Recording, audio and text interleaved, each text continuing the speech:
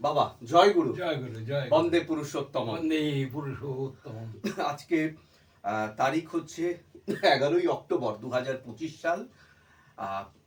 সবে মাত্র দুর্গাপুজো শেষ হয়েছে, বিজয় উৎসব শেষ হয়েছে দেওঘরে। আমরা দেওঘরে আছি, সৎসঙ্গ নগরে। আর তুমি দেওঘরে প্রথম এসেছিলে 1949 সালে, 1949। এবং আমি যদি ভাবি 51 বছর আর এদিকে 24-25 বছর, প্রায় 75 বছর পূর্ণ হতে চললো তুমি সৎসঙ্গ দেওঘরে এসছিলে। এখন তুমি আর হয়তো দেওঘরে থাকতে পারো না সব সময়। আমরা তোমাকে নিয়ে আসার চেষ্টা করি পুজো উৎসব বা অন্যান্য কোনো অনুষ্ঠানে, বা এমনি মাঝে মধ্যে আসি। তো সৎসঙ্গ নগরে দেওঘরে আমরা আমাদের বাড়িতে এখন উপস্থিত, বাবার সাথে সন্ধেবেলা এমনি গল্প করছি। বাবা 1949 সালে তুমি ঠাকুরের কাছে এসেছিলে এবং ঠাকুর দেহ রক্ষা করেন 1969 সালে। প্রায় 20 বছর ঠাকুরের সাথে তোমার প্রত্যক্ষ যোগাযোগ। ঠাকুরের কাছে বসে তুমি ঠাকুরের বাণী লিখেছো, পার্লার, নিরালা নিবেশ, সব তোমার নখদর্পণে তোমার স্মৃতিতে আছে। সেই স্মৃতিকে স্মরণ রেখে আজকে যদি আমি তোমাকে জিজ্ঞেস করি, মানে ঘরের মধ্যে আমার মাও আছেন ক্যামেরার পেছনে, ভাই ভিডিওটা করছেন, তোমাকে আমি জিজ্ঞেস করব, এই যে ঠাকুরের অন্তরঙ্গ সান্নিধ্যে তোমার তোমার বসবাস, আমি বলবো তোমার বিচরণ, তোমার উপস্থিতি, সেই উপস্থিতিকে কেন্দ্র করে ঠাকুরকে স্পর্শ করেছো কোনো সময়? ঠাকুরের সাথে টাচ, আমি যেটাকে বলে ফিজিক্যাল টাচ, আমরা যে মানুষে মানুষের সংযোগ বলি, এই যে তোমাকে আমি ধরলাম, এই রকম ধরনের স্পর্শ ঠাকুরকে করেছো মনে পড়ে? এবং সেই অনুভূতির কথা যদি একটু বলো। শ্রী ঠাকুরকে আমি স্পর্শ করেছিলাম, হ্যাঁ। এবং শ্রী ঠাকুরও আমাকে কাঁধে হাত দিয়েছিলেন। এরকম তিন চারটা ঘটনা আমার মনে পড়ে। শ্রী ঠাকুর তখন পার্লারে বসেছিলেন, অনেকদিন আগের কথা, 1964-65 হবে। দেবীদা, বিশুদা এবং আরো অন্যান্য লোকজনও আছে ঘরে। ঠাকুর পার্লারে দক্ষিণেশ্বর হয়ে বসে আছেন, মানে যেদিকে ঠাকুরের আলমারিতে আছে ঠাকুরের বিভিন্ন ভেষজ উদ্যানের বই, বাইবেল, কোরআন, গীতা এইসব আছে, এরকম একটা আলমারি আছে। আর পাশে এনসাইক্লোপিডিয়া অফ আমেরিকানা অনেকগুলি বই আছে।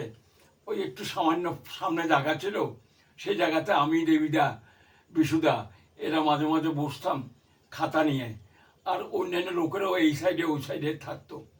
তো একদিন দক্ষিণেশ্বরে বসে আছেন ঠাকুর, বালিশে হেলান দিয়ে, কোল বালিশে হেলান দিয়ে, বাদিকে হেলান, ঠাকুর হ্যাঁ ডান দিকে হেলান দিয়ে আছেন দক্ষিণেশ্বর হয়ে। আচ্ছা। আমরা নিচে আছি, বিশুদ্ধও নিচে আছেন, এবং আরো কয়েকজন আছেন। হঠাৎ আমার দিকে দেখে বললেন, এরকম করেছিলেন একদম, তখন বললেন, এ মণি তুলতো আমাকে। আচ্ছা, মানে এই জায়গাটা বালিশ ছিল? আচ্ছা, বালিশ ছিল, ঠাকুর এমন করেছিলেন। আচ্ছা, এই জায়গাটা ঠাকুরের ফাঁকা ছিল। তা আমি করলাম কি, এই মণি তুলতো, এই কথা বললেন। বলার সাথে সাথে আমি উঠলাম, উঠে ঠাকুরের এই হাতের মধ্যে দিয়ে আমার হাত ঢুকিয়ে দিলাম, আর আরেক হাত এদিক দিয়ে ধরে একদম পুরো জড়ো করে ধরলাম, এমন করে জড়ো করে ধরলাম। আচ্ছা, ধরে এরকম করে আস্তে তুললাম, তুলে বসিয়ে দিলাম। আমার শরীরের সাথে ঠাকুরের পেট টেট সমস্ত লেগে গেছিল সেদিন। ঠাকুরটা এমন করে তো ধরলে আমার দুই হাত দিয়ে প্রায় পাচ্ছিলাম না, মানে ধরে বের পাচ্ছিলাম না। সুতরাং শরীরে টাচ করছে, আমার জামাটা বড় ছিল, টাচ করছে, এত নরম শরীর, কি বলবো দাদা আপনাদের, এমন করে ধরে জোরে এরকম করে তুলে আমি বসিয়ে দিলাম। আমি বড় তৃপ্তি পেয়েছিলাম সেদিন। আমার পরম পিতাকে এরকমভাবে টাচ করার আমার সুযোগ হয়েছিল। পরশটার আমার হৃদয়ে একটা কম্পন সৃষ্টি হয়ে গেল। আমি যেন কি ভালো লাগলো, কি বলবো আপনাদের, ওরম ভাবে ঠাকুরকে বিশ্বাস করে দিলাম। জয় গুরু। বিশুদা বলল, বিশুদা এরা সমস্ত হাসতে লাগলো এইসব দেখে, বলে যা ভাগ্যবান তুমি, যাও, এই কথা দিয়ে বিদা বললো। জয় গুরু, জয় গুরু। এছাড়াও এই একটাই কি ঘটনা যে ঠাকুরকে তুমি ধরেছো? মানে দীর্ঘ 20 বছর ঠাকুরের কাছে লিখে ঠাকুরের বাণী তুমি নোট করেছো, মানে আর কিছু মনে পড়ে একটু? মনে পড়ে, ঠাকুর পার্লারে পূর্বাশ্রয়ে বসে আছেন। আচ্ছা। ঠাকুরের তো বিরাট চকি, 14 হাত বাই 12 হাত প্রায়, চকিটা এত লম্বা চকি, টান টান করে বিছনা, সামান্য তোষক থাকতো, গদি টদি না, অনেক তাকিয়ে থাকতো বালিশের মতো। ঠাকুর বসে আছেন। এখন ঠাকুর তখন নিবেশ হয়ে গেছে, শ্রী বর্মা আছেন, আর ঠাকুর আছেন পার্লারে বসে। একদিন হঠাৎ ঠাকুর পার্লার থেকে চটি জুতা পরে নিচে নামলেন। আমি এগিয়ে দিলাম চটি জুতা, বিশেষ কোনো লোকজন ছিল না। ঠাকুর উঠে আমার ঘাট ধরলেন পার্লারের মধ্যে, আমার ঘাড় এমন করে ধরলেন। আচ্ছা, ডান হাতটা ধরলেন? হ্যাঁ, ডাইন হাত দিয়ে ধরে ঠাকুর, আমি ঠাকুরের ডান দিকে, আচ্ছা, ঠাকুর আমাকে ধরলেন ডাইন হাতে। আসতে তারপর সামনে যে দরজাটা আছে পার্লারের, তখন অত এই ঘেরা উঠার ব্যাপার ছিল না, সামান্য ওই দরজার সামনে যে কাঠের ইয়ে ছিল সরিয়ে দিল, আর ঠাকুর আমার ঘাট ধরে আস্তে আস্তে পার্লার থেকে নিয়ে বসে যাবেন। যেতে যেতে আমাকে বললেন, এই শুন, আমার এখানে অনেক বার্ডেনে ভরে গেছে, অভাব অভিযোগ, দুঃখ, বিবাহ, চাকরি বাকরি ইত্যাদির কথা বেশি বলে। ভালো ভালো ঋত্বিক জোগাড় কর, ভালো ভালো বংশের যাতে হয়, যারা ভালো ভালো লোকরে আনতে পারে, তবে কাজ হবে। এই বলে আস্তে আস্তে হাঁটতে হাঁটতে, তোকে একটা কথা বলি, এই বলে এই কথাটা আমাকে বললেন। তারপর ঠাকুর পায়ে নিরানিবেশে গিয়ে ঠাকুর বসলেন, আমার হাত ছেড়ে দিলেন। আমি তারপরে একটা ঠাকুরকে প্রণাম করলাম। এই একদিন আমার পরশ ঠাকুর নিজে আমাকে ঘাট ধরেছিলেন। ঘাট ধরে ওইখানে একসাথে দুজন আমরা হেঁটে হেঁটে আসছিলাম। এইটা আমার মনে পড়ে খুব, এটা আমার জীবনের একটা সৌভাগ্য। জয় গুরু। না, এছাড়াও মনে করো মানে ঠাকুর যখন বসে আছেন, ঠাকুরকে পিকদানি ধরার দরকার হয়, বা তামাক দেওয়ার দরকার হয়, বা লবঙ্গ দেওয়ার দরকার হয়, মানে সেই সূত্র ধরেও কি কোনোভাবে ঠাকুরের সাথে তোমার টাচ হয়েছে? বা ঠাকুর হয়তো বাহ্যিক প্রস্রাব করতে যাবেন, সেরকম কিছু মনে পড়ে? আরেকটু ভাবো। আমার একটা শুধু মনে পড়ে, হ্যাঁ, পিকদানি মাঝে মাঝে ধরেছি। আচ্ছা, ঠিকই, হ্যাঁ, লোক থাকতো তারাই ধরতো, কেউ যখন না থাকতো হয়তো আমি ধরেছি। ধরে ওইখানে হাত ধুতে হইতো আবার, আচ্ছা, পার্লারের ঘরে। একদিন একটা জিনিস মনে পড়ে, হ্যাঁ, ঠাকুরকে আমার এদের খুব তামাক দিতে ইচ্ছা করছিল। সেবামা ছিল, সেবামা তখন ইংরেজিতে এমএ পড়ছেন নড়িদের কাছে। আচ্ছা, তো সেবামাকে বললাম, এরকম তামাক কেমন করে দেয়, আমাকে যদি দেখেন আমি দিব। তো সেবামা করলো কি, কলকিটা নিয়ে আমার হাতে দিল। হাতে দিয়ে বলে, একটা লোহার ইয়ের মতো আছে, বলের মতো, ওইটা আগে দাও। ওই কলকির মধ্যে ওইটা দিলাম। আচ্ছা, খালি কলকি। তারপরে তামাক দিলাম। তারপরে কয়লার মতো আছে, ওগুলি দিলাম। দিয়ে বাতাস দিয়ে ইয়ে দিয়ে ফু দিলাম। ফু নয়, ফু নয়, বাতাস দিয়ে ইয়ে করে, মানে হাত দিয়ে হাওয়া দিলে, হাত দিয়ে, যাতে আগুনটা জ্বলে। পাখা ছিল, ছোট পাখা ছিল, পাখা দিয়ে এরকম করে, হ্যাঁ এবার ঠিক হয়েছে, এবার নিয়ে যাও কলকিতে লাগাও। তখন আমি সেবাদির কথা মতো এসে ঠাকুরের কলকিতে লাগালাম। আস্তে তামাক ওইটা খুলে, ওইটা আমার গামছাটা মুছতে হইতো, নলটা এরকম করে মুছে ঠাকুরের হাতে দিলাম। ঠাকুর সেদিন, আমার সৌভাগ্য হয়েছিল ঠাকুরের হাতে ওই নলটা দেওয়ার। এইভাবে আমার একটা স্পর্শ সেদিন আমি অনুভব করেছিলাম। এই একটা পরশের কথা তোমাকে আমি বললাম। আমার জয় গুরু, জয় গুরু। না বাবা, আরো একটু আমার বক্তব্য আছে। আমার মনে আছে তুমি একবার বলেছিলে আমাকে, মানে বাড়িতেই কথা প্রসঙ্গে, ঠাকুর মনে হয় সর্দি কাশি হয়েছিল, কফ বেরিয়ে এসেছিল, তখন তুমি সেটা মুছে দিয়েছিলে। তো সেইভাবে হয়তো একটা টাচ হয়েছিল, সেটা মনে আছে। একটা অপূর্ব ঘটনা, হ্যাঁ, সেই ঘটনার স্মৃতি আমার এখনো মনে পড়ে। ঠাকুরের মাঝে মাঝে কাশি হতো, থুতু টুতু ফেলতেন। একদিনে এমন কাশি হলো, হইতে হইতে ঠাকুরের মুখ দিয়ে লালা পড়তে লাগলো, এবং কফির যে ইয়েগুলো যেন বেরিয়ে বসতেছে। তখন তাড়াতাড়ি পিকজানি ধরে বাহাতে, পিকজানিটা ধরে ওইটা যতখানি পারলাম আর লেগে আছে।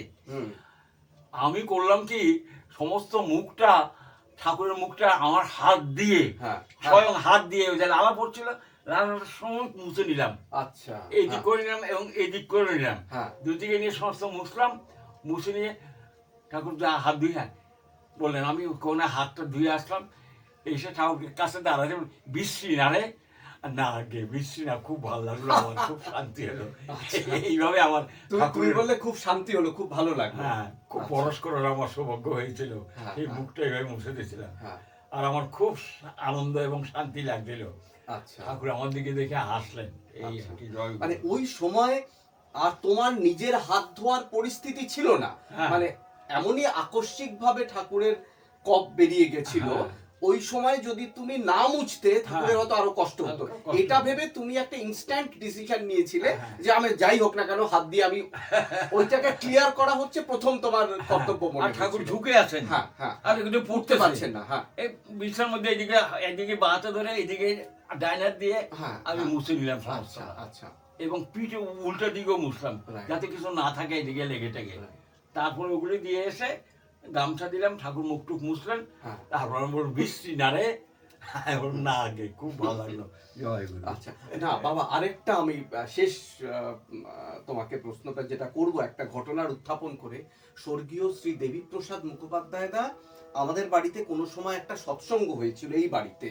আগে তো আমরা দাসবিলায় থাকতাম, পরে তুমি দাসবিলার কাছে বাড়ি করেছো অশোক আশ্রম ক্যাম্পাসে। এই বাড়িতে সৎসঙ্গ হয়েছিল।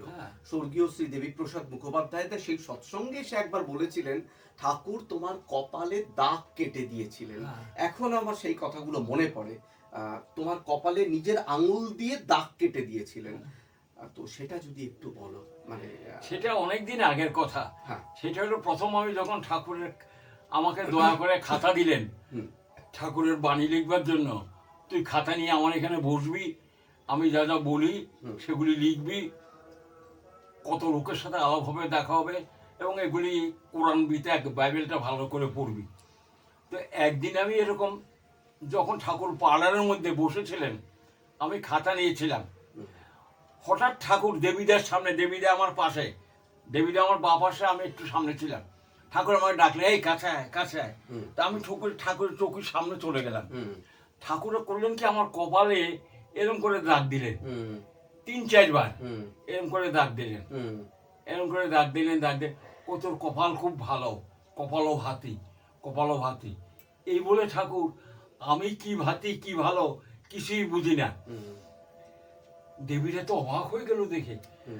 তারপর ঠাকুর আমার এরকম করে, তারপরে বসলাম, ঠাকুর যেন একটা তৃপ্তি পেলেন, আর আমারও যেন কিরকম একটা হলো, আমি বুঝি না, কাছে চলে গেছিলাম, একদম কাছে, চৌকির সাথে গা ঘেঁষা করে এরকম করে ঠাকুরের দিকে দেখে আসি।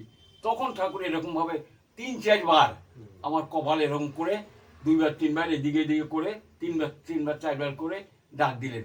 আর এমন সময় তারপর কিছুক্ষণ পরে আমি আর দেবীদা একদিকে গেস্ট হাউসের দিকে আসছিলাম, তখন দেবীদা বলল, মণিদা তোমার উন্নতি কেউ রুখতে পারো না, যা করার ঠাকুর তোমাকে করে দিছে ভাই, তোমাকে কি বলবো। তখন আমি নতুন অ্যাপয়েন্টেড হয়েছি সবাই গেস্টের সামনে। দেবীদা বলে, এই কথা আমার বাড়িতে যেদিন সৎসঙ্গ হয়েছিল একদিন, সেদিন এসে দেবীদা সকলের সামনে এই ঘটনার কথা বলেছিল, সেটাও আমার মনে আছে। এই 3-4টি ঘটনা তার ঠাকুরের পরশ আমি পেয়েছিলাম, আপনাদের কাছে বলে গেলাম। আমি মহাভাগ্যবান, বড় অসহায় হয়ে আসছিলাম, অসুস্থ আসছিলাম, ঠাকুরমাকে প্রাণে বাঁচিয়েছেন, আমাকে লেখাইছেন, পড়াইছেন, বিয়ে দিয়ে দিয়েছেন। আমার সর্বত উন্নতির কারণ হচ্ছে ঠাকুর। সেই জন্য আমি বর্তমানে ঠাকুর ছাড়া যেন আমার জীবনে আর বিশেষ কেউ নাই। আমি ঠাকুরকেই মনে প্রাণে ভালোবাসি, সোহাগ করি, তাকে ধ্যান করি, তাকে ডাকি। আপনাদের কাছে এই নিবেদন আমি করে গেলাম। জয় গুরু। জানি না আমার বয়স হয়ে গেল। জয় গুরু। আপনারা ভালো থাকবেন, সকলে ইষ্টময় হয়ে উঠবেন, এই আমার প্রার্থনা। জয় গুরু, জয় গুরু, জয় গুরু। বাবা বন্দে পুরুষোত্তম। বাবার কাছে আজকে বাবা যে ঠাকুরকে স্পর্শ করেছিলেন, এবং ঠাকুরও সেই সুযোগ, পরম সুযোগ বাবাকে দিয়েছিলেন, যে স্মৃতি বাবার জীবনে এখনো অক্ষয় হয়ে আছে। বাবার বয়স এখন 95 পেরিয়ে 96, কিন্তু সেই স্মৃতি এখনো অক্ষয়। পরম পুরুষের স্পর্শ, পরম প্রেমময়ের স্পর্শ, সেটা বাবার জীবনে ঘটেছে। সেই ঘটনাই বাবা আজকে আপনাদের সামনে বললেন, এবং সেটা বললেন একেবারে সৎসঙ্গ নগর দেওঘরে বসে, যেখানে তুমি 75 বছর আগে এসেছিলে, এবং সেই সময় থেকে তুমি ঠাকুরের সঙ্গ করেছো। ঠাকুর তোমাকে সুযোগ দিয়েছেন ঠাকুরের যে বাণী বা কথোপকথন, সেগুলো ঠাকুরের পাশে বসে লেখার। জয় গুরু। আজকে এই ছোট্ট আলোচনা এখানেই আমরা শেষ করছি। সবাই ভালো থাকবেন। বন্দে পুরুষোত্তম। বন্দে পুরুষোত্তম।